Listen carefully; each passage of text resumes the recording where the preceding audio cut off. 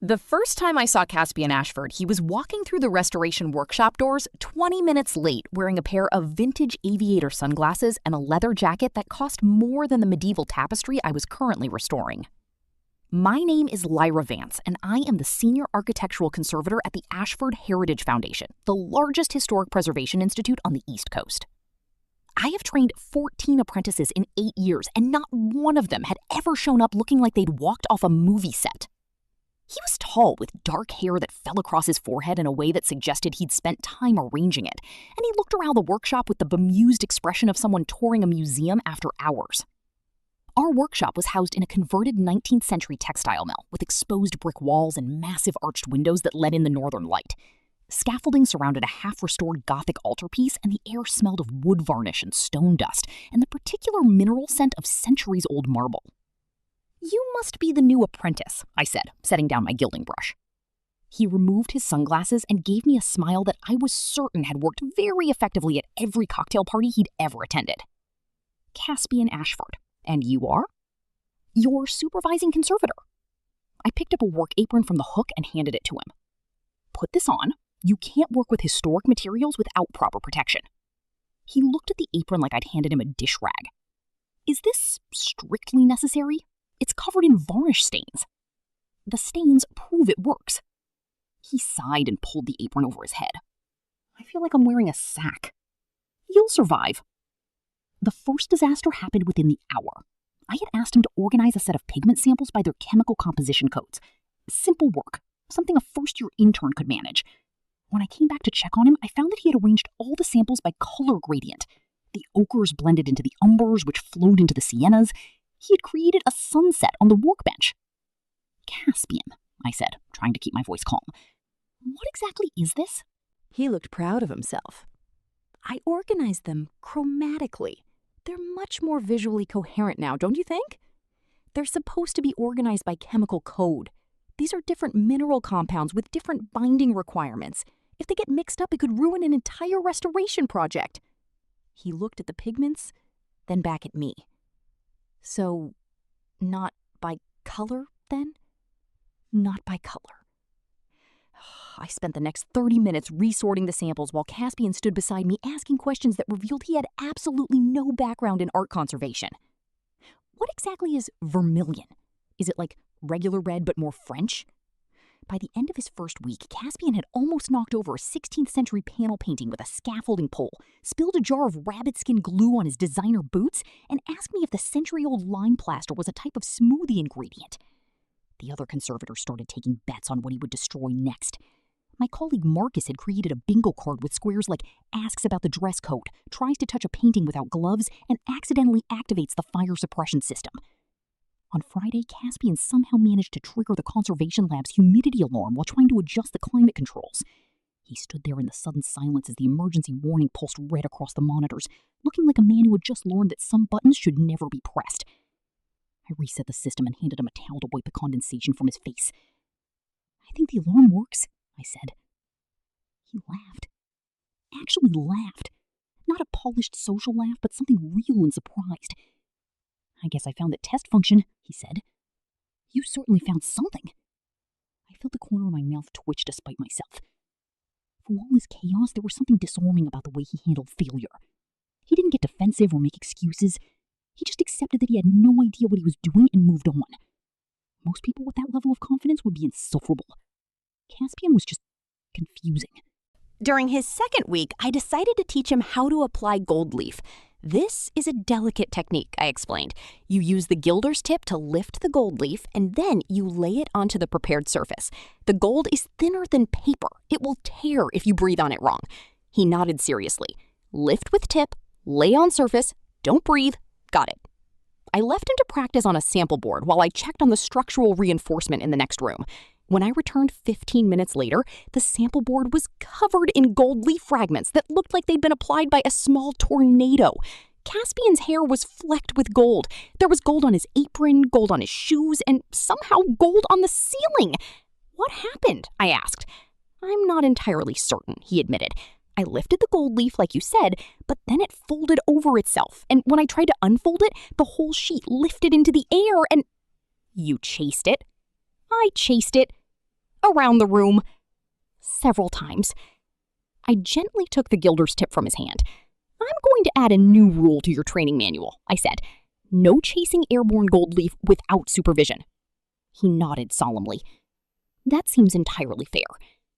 It took me 20 minutes to clean up the gold leaf. When I finally finished, Caspian was watching me with an expression I couldn't quite read. You're very patient, he said. I have to be. I work with apprentices. No, I mean, you're patient with me specifically, and I'm not an easy person to teach. I looked at him. You're not difficult. You're just inexperienced. There's a difference.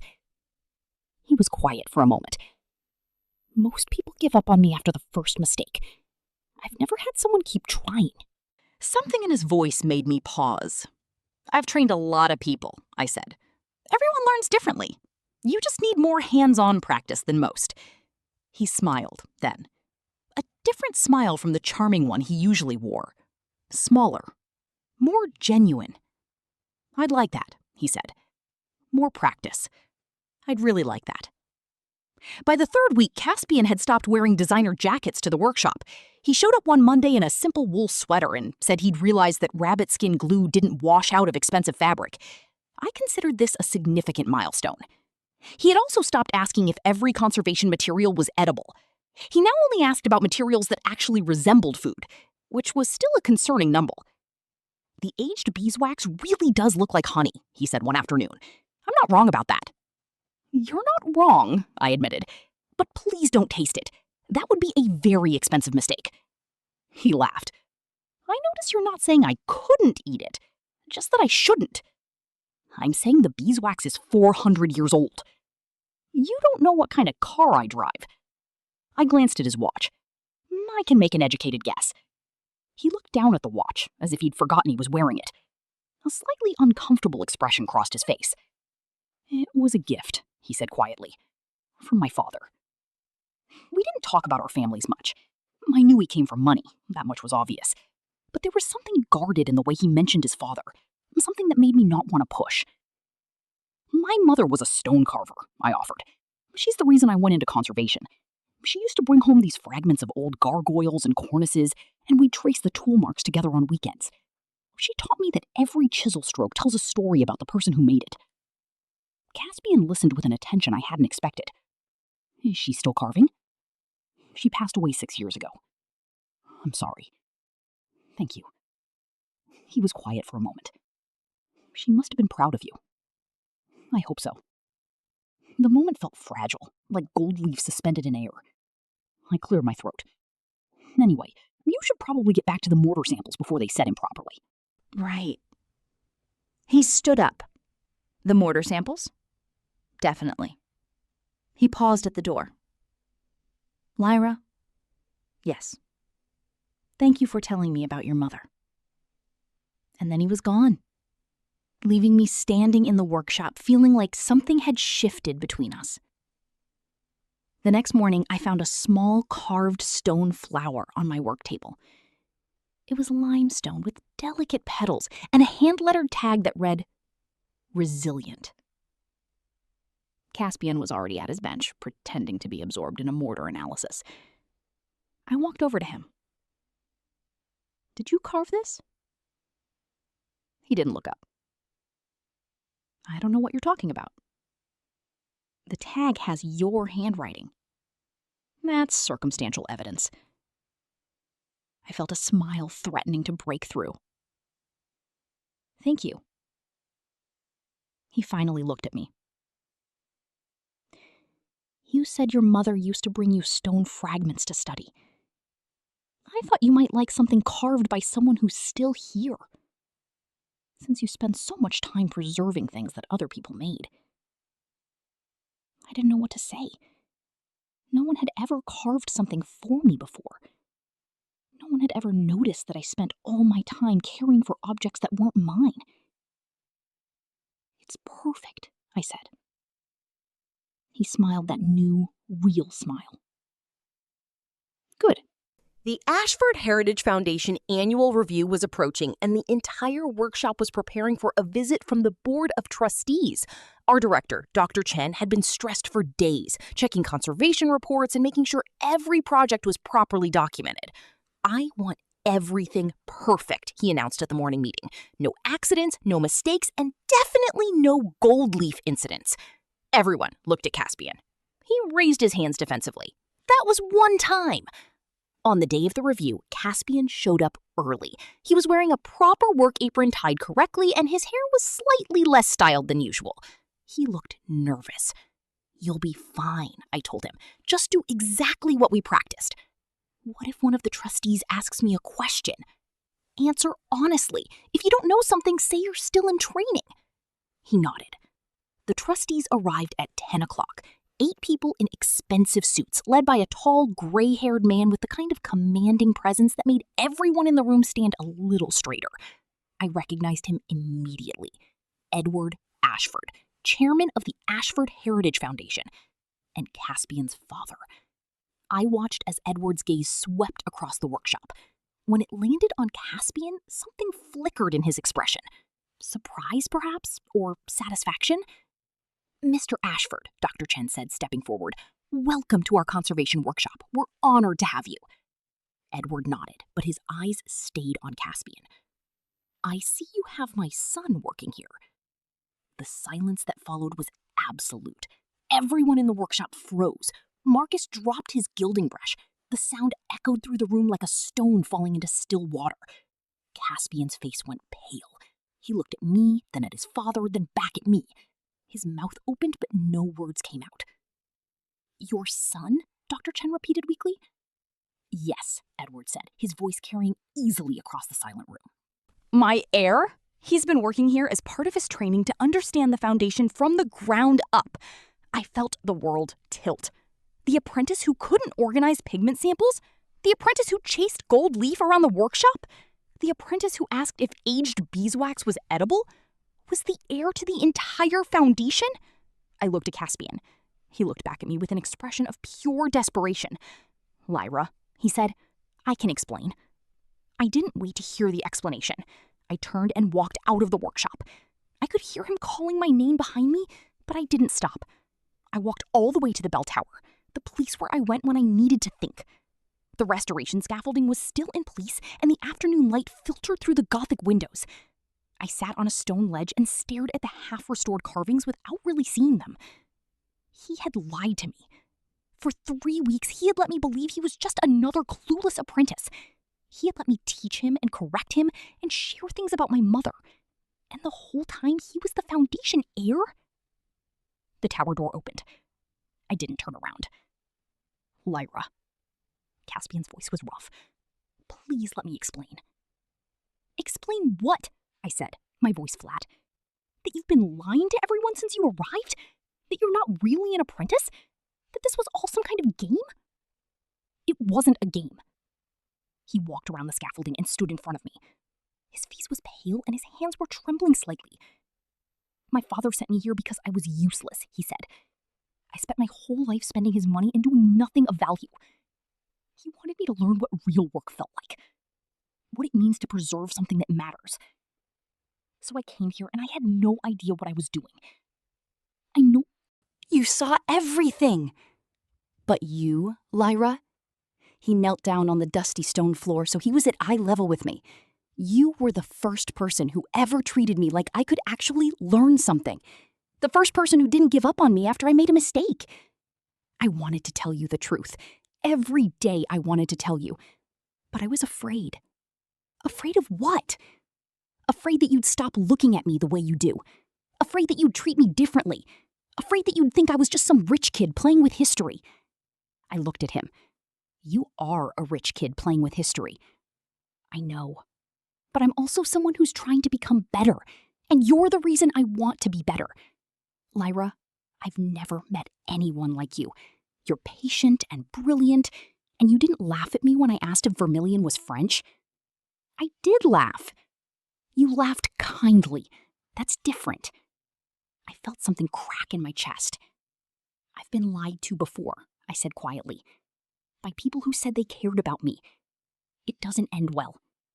He reached out and took my hand. I can't change what I did, but I can promise you this. I will never lie to you again. About anything. No more secrets. No more pretending. Just me, Caspian Ashford, the guy who still can't apply gold leaf. Despite myself, I almost smiled. You really are terrible with gold leaf. I know. He squeezed my hand. So will you give me another chance? Not as an apprentice, not as the foundation heir, just as me. I looked at him for a long moment, at his dust-streaked apron and his nervous eyes and the way he was still slightly trembling. Okay, I said. One more chance. But if you trigger the humidity alarm again, I'm reporting you to the director. He laughed, a real laugh, full of relief. Deal. The next few weeks were strange. Everyone in the workshop knew who Caspian really was now, and there was an adjustment period while people figured out how to act around him. To his credit, Caspian handled it well. He kept showing up on time, kept wearing his apron, kept making mistakes, and kept asking me to help him fix them. He didn't try to use his name or his position to get special treatment. He just kept being Caspian. Marcus eventually stopped bowing sarcastically whenever Caspian walked past, and the bingo card was retired by mutual agreement. One evening, we were working late on a medieval panel restoration. Caspian had finally learned to apply varnish evenly and was carefully coating the surface with long, smooth strokes. I'm gonna miss this, he said. Miss what? Working here. Learning from you. My father wants me to move to the administrative division next month. I felt a cold knot form in my stomach. Oh, I didn't know. I was gonna tell you. I just didn't know how. He set down the varnish brush. Lyra, I don't want to leave. Then don't. It's not that simple. Your father sent you here because he wanted you to understand what the foundation actually does. Right? Maybe understanding the foundation means staying in the workshop long enough to actually master a skill. He was quiet for a moment. You think I should stay? I think you should do what you want to do. Not what your father wants, not what I want, what you want. He looked at me with that new, real smile. What I want is to keep working here. With you. If you'll have me. I felt my face flush. I suppose I can tolerate you for a few more months. He grinned. That's the most romantic thing you've ever said to me. It wasn't meant to be romantic. Everything you say to me is romantic. You just don't know it. I threw a varnish rag at him. He caught it, laughing. And I realized that somewhere between the gold leaf disaster and the humidity alarm and the bell tower confession, I had stopped being his supervisor and started being something else. Something I wasn't quite ready to name, but something I didn't want to lose. The conversation with his father happened on a Thursday. Caspian had been quiet all morning, more focused than usual on his work. When I asked if something was wrong, he just shook his head and said he needed to think about some things. At lunch, he disappeared for an hour, and when he came back, he looked like he'd been through a battle. I went to your father's office, he said. I told him I'm staying in the workshop. You what? I told him this is where I belong, that I've learned more in 3 months here than I did in 4 years of business school, that I don't want to be a trustee who doesn't understand the work his conservators do. I want to be someone who actually knows how to restore what's been broken. I stared at him. What did he say? He said he was proud of me. Caspian's voice cracked slightly. He said it was the first time he'd ever been proud of me.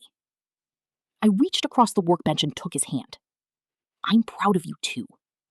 He looked at me with those eyes that had once seemed so arrogant and now seemed so vulnerable. I couldn't have done any of this without you. You did the work yourself. I just didn't give up on you. That's the same thing he said. 3 months later, Caspian asked me to marry him. He did it in the workshop, surrounded by the historic artifacts he had spent 6 months learning not to damage. He had arranged a series of stone fragments on the workbench, each one carved with a single letter, spelling out, "Will you marry me?" when viewed in sequence. The R in Mary was slightly misshapen because his chisel had slipped, and the Y leaned at an unexpected angle. But it was the most beautiful thing I had ever seen. I said yes before he could even finish asking. Our wedding was small, just a workshop team. Marcus crying in the corner, Dr. Chen looking proud, and Edward Ashford watching his son with an expression that might have been happiness. Caspian wore a work apron over his suit. I wore a dress the color of aged limestone, which is to say, cream. We wrote our own vows. I promise, Caspian said, to never pretend to be someone I'm not, and to always ask before touching the gilding supplies. I promise, I said, to teach you everything I know, and to be patient when you forget it.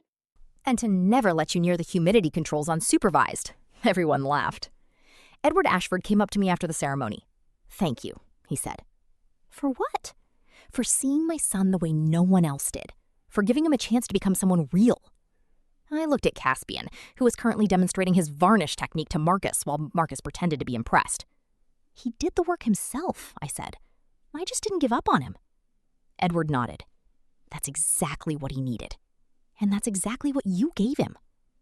6 months after the wedding, Caspian was promoted to workshop manager. He was still terrible with gold leaf, but he'd become genuinely skilled at stone conservation, and he had learned to manage people with the same patience I had once shown him. I was promoted to director of conservation. We worked in adjacent offices with a window between them, so I could keep an eye on him. "You know I'm not going to damage anything," he said one day when he caught me watching. "I know. I just like looking at you." He smiled that real smile, the same one he'd given me in the bell tower when I said I would give him another chance. "I love you, Lyra. I love you too, even if you still can't apply gold leaf." He laughed. "Give me time. I'm a slow learner. You're the best learner I've ever taught, because you never gave up on me. I never will." He leaned through the window and kissed me. And I thought about how strange life was, how a spoiled rich kid who couldn't organize pigment samples had become the most important person in my world, how patience and honesty and a willingness to fail had built something neither of us had expected, how love didn't need to be perfect. It just needed to be real.